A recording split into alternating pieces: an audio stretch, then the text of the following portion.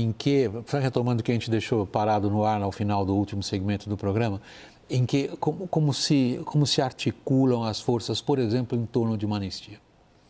William, a principal pressão da oposição da direita para avançar com o projeto de lei de anistia está na Câmara. E aí é importante a gente pensar como pensa e o que pensa Hugo Motta e o entorno do presidente da Câmara.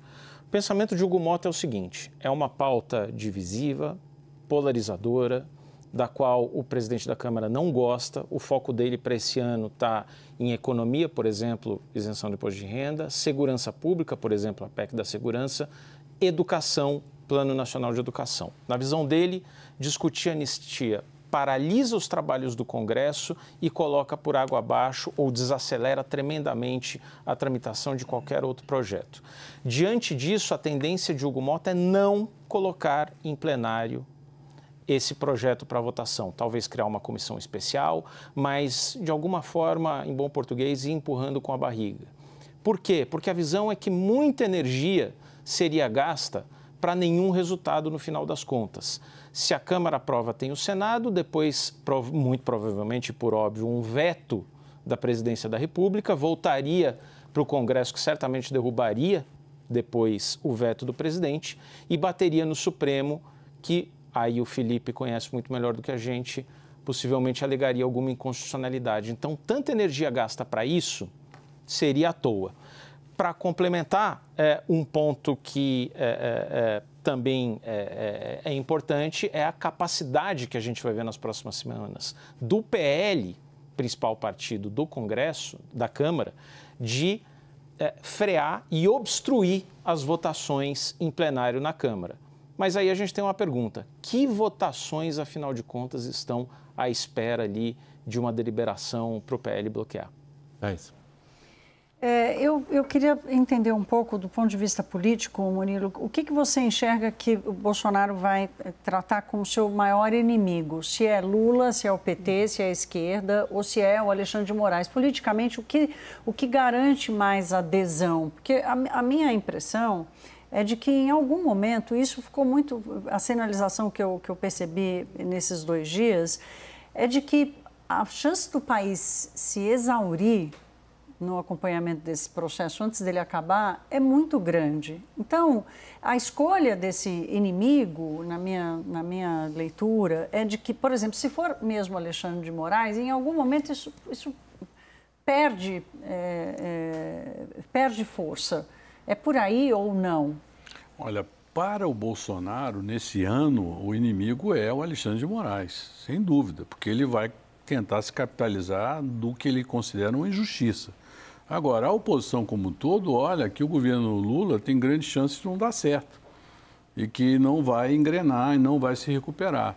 Então, nesse primeiro momento, eles vão deixar o Bolsonaro explorar essa situação, capitalizar essa situação e ao mesmo tempo, aguardar como o governo Lula vai se portar na economia. Mas o quanto isso é eficiente politicamente? Esse é meu ponto, por causa essa exaustão das pessoas com esse cenário. Olha, é eficiente sim, porque o mensalão foi eficiente. Talvez o PSDB na época não soube explorar o mensalão, podia ter ganhado a eleição de Lula naquela época, podia até patrocinado o impeachment, que o Fernando Henrique Cardoso achou que não era adequado para o país enfrentar um impeachment recentemente tendo havido o impeachment do Collor, exatamente. Então, o país vai ser exaurido, mas politicamente isso tem valor, porque ser vítima tem valor. O Lula usou esse figurino para se alavancar politicamente. Ele conseguiu manter um pequeno território de popularidade que permitiu que ele voltasse a ser o que ele era.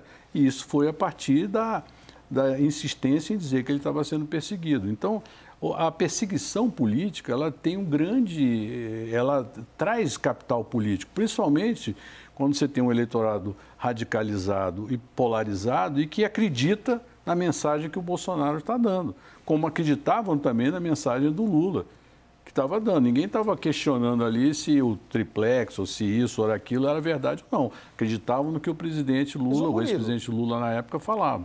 Murilo, Então, você tá vendo chance de esse eleitorado ir para a rua? Porque o último experimento que a gente teve foi frustrante do ponto de vista da oposição. Olha, eu acho que não, mas vocês lembram também que o Lula, quando foi preso lá e ficou no sindicato em São Bernardo, quantas pessoas foram atender ao chamado dele? Poucas, tinham 3.000 ou 4.000 pessoas. Então, eu acho que exaure nesse sentido. Eu não vejo uma mobilização, porque a mobilização que ocorreu no episódio da Dilma foi uma mobilização que tinha como o fracasso na economia, né, como o descontrole da economia, como o motor daquela insatisfação.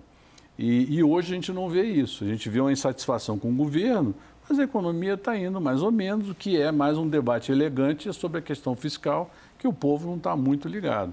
Então, eu não vejo que o Bolsonaro conseguirá mobilizar multidões para protestar contra o que está acontecendo com ele. Mas, de certa forma, essa multidão existe e votaria com ele. E aí o grande desafio dele e do Lula é buscar o centro, pois o centro é que vai decidir quem é o próximo presidente da República. Bom, isso como postulado teórico está claríssimo. Sim. Agora, eu queria colocar mais um na sua equação, que é o papel do STF. Sim. O STF tem um papel político de alta relevância, Felipe. Para aqueles que dizem que ele se mete demais em política, ou aqueles que dizem que só se mete demais em política porque assim resultou, de ofício está fazendo isso, não é o que me importa no momento que eu faço essa pergunta a você, Felipe, mas é o seguinte, em que medida você identifica no comportamento dos juízes nesses últimos 3 dias, alguma alteração no que eles consideram que é sim o papel deles condutor de vários ângulos da sociedade? William, acho que essa posição do tribunal se manteve nesses últimos dias e eu te confesso que eu tinha até uma expectativa de que os ministros abandonariam um pouco desse discurso mais inflamado, mais enfático de censura ao que aconteceu no 8 de janeiro e durante a administração Bolsonaro, justamente para passar essa ideia de imparcialidade que precisa ter o tribunal num julgamento como esse. Mas o que a gente viu hoje, por exemplo, no voto do ministro Alexandre de Moraes, inclusive exibindo imagens do que aconteceu no dia 8 de janeiro, inclusive com as frases, algumas delas que, obviamente, a CNN transmitiu ao longo do dia, da ministra Carmen Lúcia, do ministro Flávio Dino sobre ditadura mata, etc., mostram que o tribunal manteve essa sua postura de censurar de forma muito clara o que aconteceu no dia 8 de janeiro. Normal, mas esse passo atrás o tribunal talvez pudesse ter dado para demonstrar o seguinte, olha, diante de tudo que aconteceu, nós já fizemos a censura ao 8 de janeiro, em todos os atos públicos, inclusive dos quais os ministros do Supremo participaram, e agora nós estamos em outro campo, o campo jurídico. E no campo jurídico nós vamos julgar conforme as provas, conforme o devido processo legal, etc. Não foi bem isso que a gente viu hoje. Houve a permanência desse tom de censura mais enfático e de contestação, inclusive, quase política do que alguns advogados diziam, quando o ministro Alexandre de Moraes, por exemplo, diz não se via nessa imagem a Bíblia, não se via batom nessa imagem. Então, me parece que sim, o tribunal mantém um pouco o pé no acelerador diante de tudo que aconteceu, William. Daniel, e o Centrão? Bom, William, o Centrão muito suscetível à impopularidade do governo Lula, portanto, se distanciando ou cobrando cada vez mais caro o seu apoio ao governo Lula. Isso ficou claro, por exemplo, na tramitação recente do orçamento, que precisou ser empurrada para aprovação só agora e ainda assim com muitas concessões, muito custo. Mas é um Centrão que também não se sente confortável para comprar a oposição. Existe demanda do Centrão, uma demanda por alguém que seja capaz de se viabilizar política e eleitoralmente contra Lula. Mas não existe oferta clara. Enquanto não existe a oferta, será um Centrão que é mais Centrão do que nunca, que ora pisca para o governo Lula, ora pisca para a oposição. William, você sabe que no mundo empresarial e também no mercado financeiro, né, todo mundo reconhece a força do Centrão, óbvio, né, como essa força, essa engrenagem política que faz Brasília andar. Mas não enxerga o Centrão, por exemplo, com qualquer chance de liderança nas eleições, enfim, né? Agora, eu percebo também um certo alívio, porque é difícil você achar hoje um empresário grande, respeitado, que tenha ali, forme opinião pública no setor privado, que apoie abertamente Jair Bolsonaro. Eles estão olhando hoje muito mais para Tarcísio Gomes de Freitas, o governador de São Paulo, que já foi eleito, né, no mercado financeiro e entre os empresários como a opção mais sensata, mas tem um abandono aí do setor privado, tem um abandono. A Faria Lima já abandonou o Bolsonaro, né? Todo mundo acha que o fato dela ser contra Lula, ela é a favor de Bolsonaro, não, está longe disso, pelo contrário. Passaram a chamar Bolsonaro, é um louco, não tem a menor chance, então que bom que ele está inviabilizado. Eu não sei o quanto isso vai atuar, o quanto isso vai impactar, por exemplo, o pensamento de uma campanha eleitoral em 2026. Mas é isso, o mercado financeiro, o setor empresarial não está mais com Bolsonaro. Não quer estar com Lula, mas com Bolsonaro não está. Tá, vai, Daniel, vai.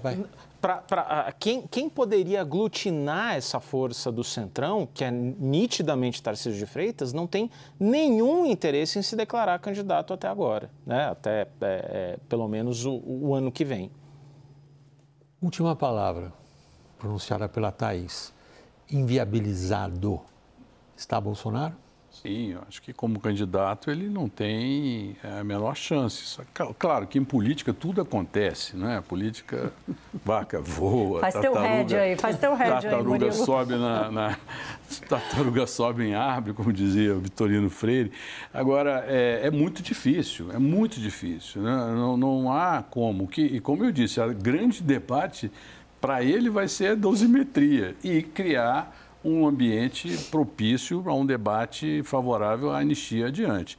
Agora, a oposição, como diz a Tatá, realmente está num labirinto, porque o Bolsonaro obstrui a construção de candidaturas. E ele, como tem as cartas na mão, ou a maior parte das cartas, ele vai ficar segurando essas cartas o máximo que puder, porque isso significa poder para ele negociar adiante com o próximo presidente uma eventual anistia.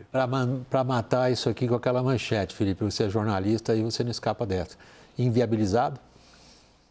Claro que sim. Até o Murilo fez a proteção dele, o head dele, e faz isso muito bem e há tanto tempo analisa o quadro político, mas parece, né, Murilo, que esse quadro só mudaria com a mudança de conjuntura política, com a troca do presidente. Se Tarcísio de Freitas vier, aí tudo bem, nós podemos ver um cenário de anistia que viabilizaria a volta de Bolsonaro, mas já com um novo presidente, com um novo projeto político, com a possibilidade de uma reeleição depois, pensando se Tarcísio foi eleito presidente da República, ele, portanto, Jair Bolsonaro, fora desse jogo maior da política, estaria ali na Câmara ou no Senado, ou muito provavelmente no Senado, mas não como candidato à presidência da República. Inviabilizado sim, William, e já estava. É o que vai acontecer agora é um passo adicional.